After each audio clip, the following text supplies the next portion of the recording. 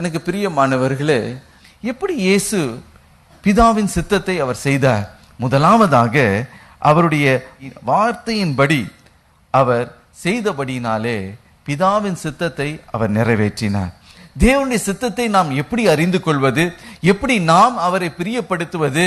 எப்படி அவர் நம்மை பார்த்து பிரியமானவனே பிரியமானவரே என்று நாம் எப்படி அழைக்கப்படுவது?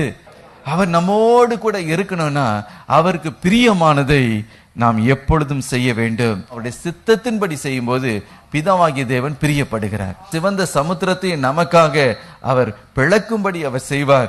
யோர்தானை நமக்காக பின்னிட்டு போகும்படி அவர் செய்வார்.